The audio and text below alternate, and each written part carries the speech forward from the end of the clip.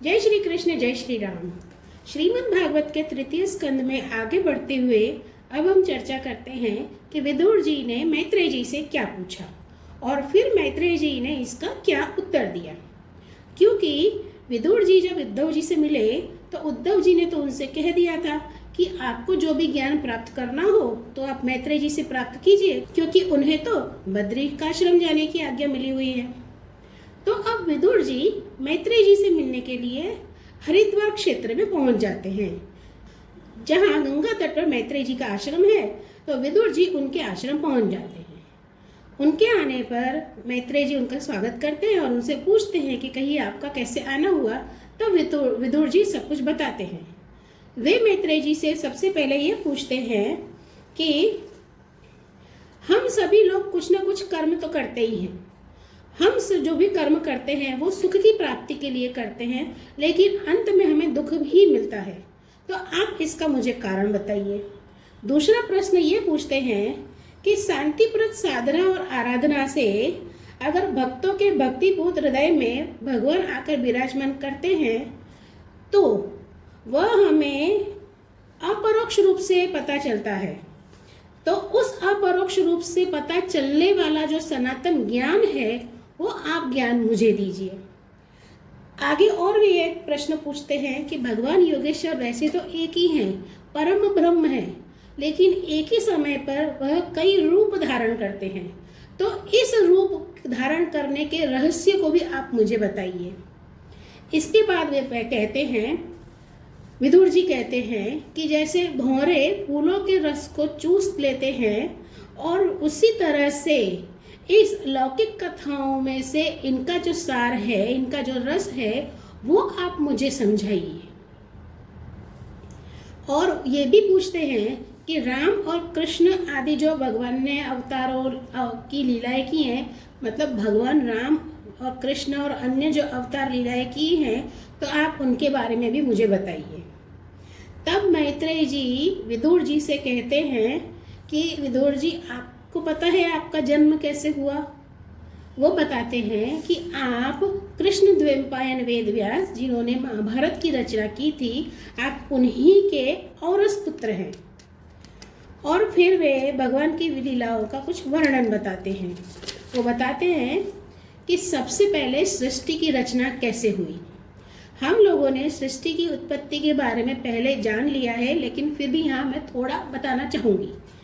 मैत्रेय जी बताते हैं कि सृष्टि की रचना से पूर्व पहले कुछ भी नहीं था, न सत था, न असत था, न पेड़ पौधे, कुछ भी नहीं था।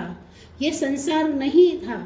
जब कुछ भी नहीं था तब सिर्फ एक ही थी चीज़, वो थी आत्मा, जो परम ब्रह्म है। सिर्फ वही थे और कुछ भी नहीं था।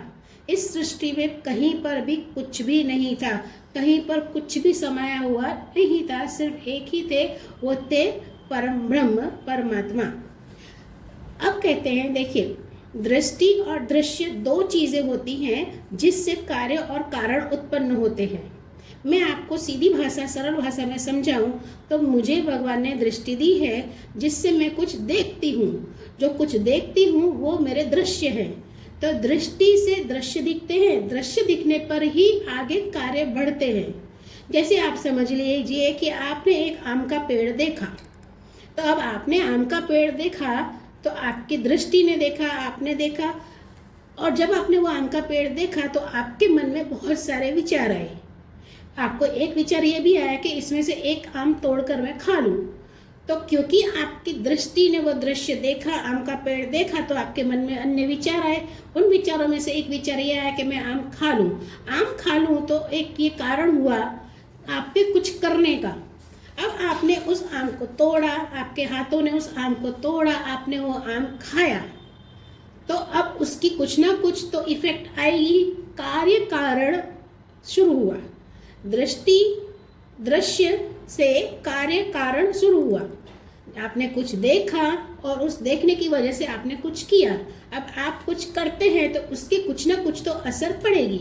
This is called cause and effect. If you are doing something then this will give you a effect of another thing and which will be a reason of doing an another thing, the third thing.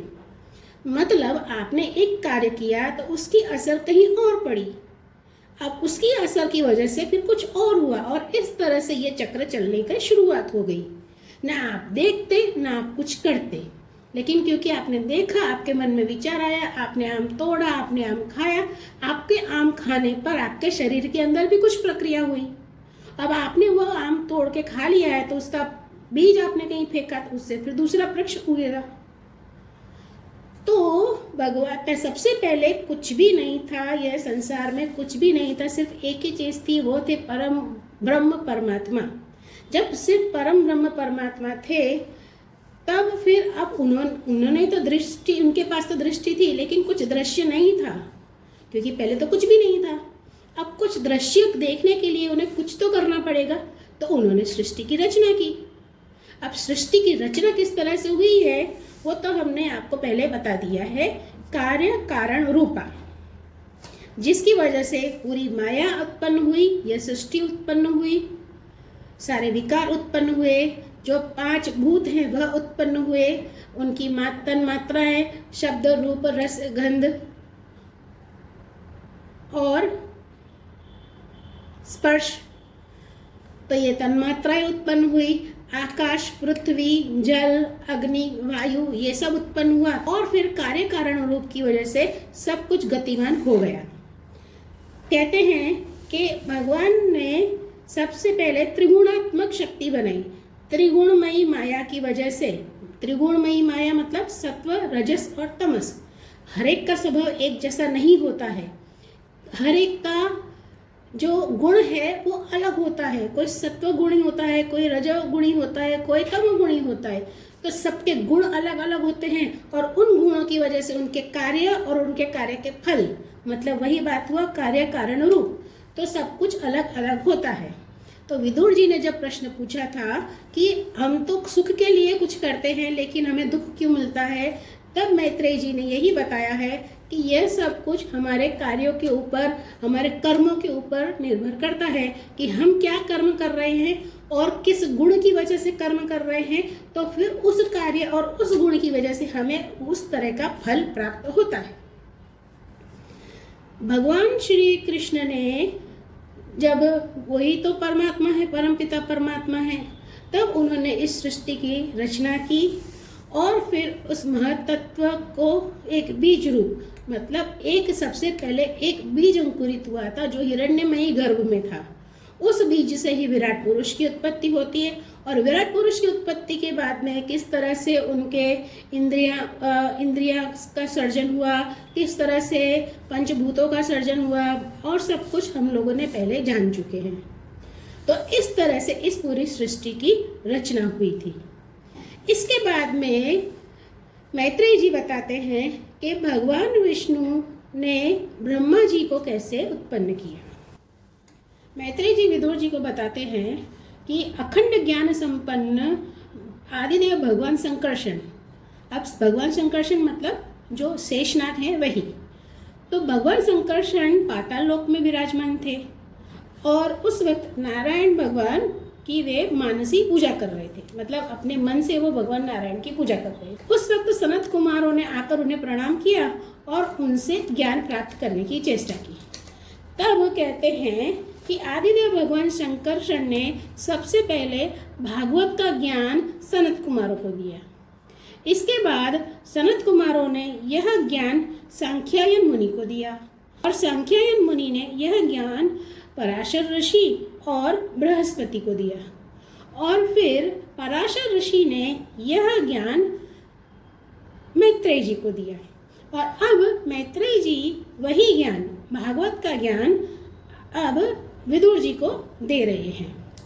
इसमें हम बताते हैं कि आदिदेव संकर्षण जब श्री नारायण की मानसी पूजा कर रहे थे तब भगवान नारायण अपनी शेष सैया पर लेटे हुए थे और वे अपनी योग निद्रा में लीन थे। एक सहस्त्र चतुर्युग बीत जाने पर जब काल ने उन्हें यह ज्ञात कराया कि अब सृष्टि की रचना करनी होगी, तब उनके मन में यह विचार आया कि सृष्टि की रचना कैसे की जाएगी। और फिर काल के द्वारा भगवान विष्णु की नाभि से एक सूक्ष्म तत्व कमल कोश के रूप में सहसा बाहर निकला और वह ऊपर की तरफ उठा। फिर उसमें से एक कमल खिला और कमल के बीच में सूर्य समान तेज वाले ब्रह्मा जी वहां पर प्रकट हुए। सहसा ब्रह्मा जी वहां पर प्रकट हुए और उन्होंने आंखें खोलकर की चारों तरफ देखा। जैसे उन्होंने चारों तरफ देखा तो उनके 4 सिर हो गए। अब वे चारों तरफ देखने लगे कि एकदम से सहसा मैं यहाँ कैसे प्रकट हो गया। आसपास उन्हें कुछ भी नहीं दिखा था, सिर्फ उन्हें क्षीर सागर ही दिख रहा था, क्योंकि वे कमल पर विराजमान थे और कमल के नीचे जो थे तब वहाँ पर भगवान श्री नारायण थे। उन्होंने चारों तरफ देखा, उन्हें कुछ भी नहीं दिखा, तो वे जहाँ पर बैठे थे वहीं पर उन्होंने देखा कि नीचे की तरफ कुछ छिद्र जैसा है, तो वे उसमें प्रवेश कर गए कि मैं देखता हूँ कि मैं कहाँ से, ये छिद्र कहाँ जाता है, मैं कहाँ से आया। वे अंदर चलते गए, प्रवेश करते गए, लेकिन संपूर्ण अंधकार था। अंधकार की वजह से वे कुछ भी ना देख पाए और कई काल बीत गए। समझिए, इतना समझिए कि एक इंसान की, एक मनुष्य की जो उम्र होती है उतना समय बीत गया, लेकिन उन्हें कुछ भी वहाँ नहीं मिला। तो वे सहसा वापस लौटकर उसी स्थान पर विराजमान हो गए जहाँ पर वे पहले थे और सोचने लगे कि मैं यहाँ पर क्यों हूँ, कैसे आया। उनके मन में यह विचार आया कि इस कमल की कर्णिका पर बैठा हुआ मैं कौन हूँ। यह कमल भी बिना किसी अन्य आधार के जल में कहाँ से उत्पन्न हो गया है। इसके नीचे अवश्य कोई ऐसी वस्तु होनी चाहिए जिसके आधार पर यह स्थित है। तब वे चारों तरफ देखने लगे।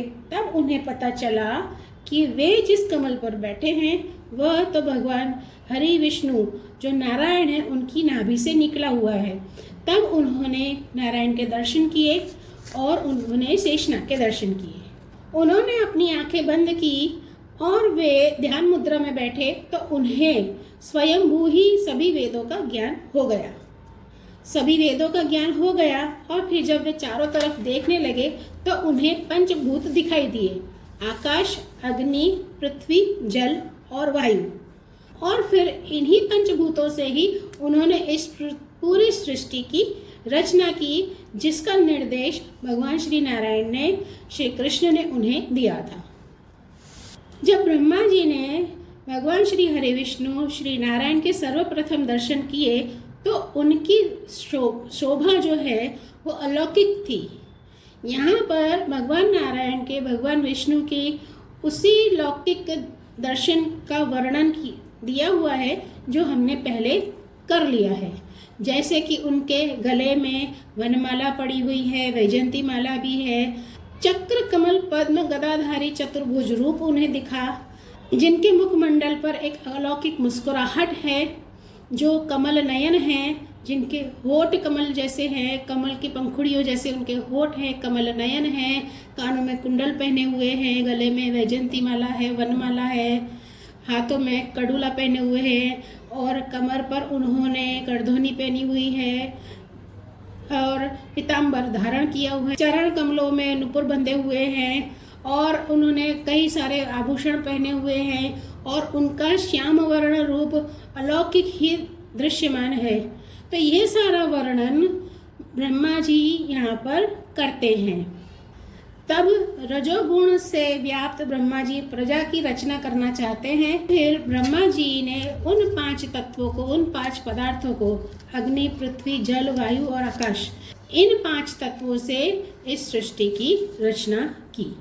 ब्रह्मा जी विष्णु जी की स्तुति करते हैं और इस स्तुति में वे विष्णु जी के बारे में वही सब बातें बताते हैं। उनकी स्तुति जिस तरह से की जाती है, नारायण की स्तुति जैसे की जाती है, वो नारायण की स्तुति उन्होंने की है। और इसके बाद में श्रीमद् भागवत में सृष्टि के 10 प्रकार की सृष्टि के वर्णन दिए हुए हैं।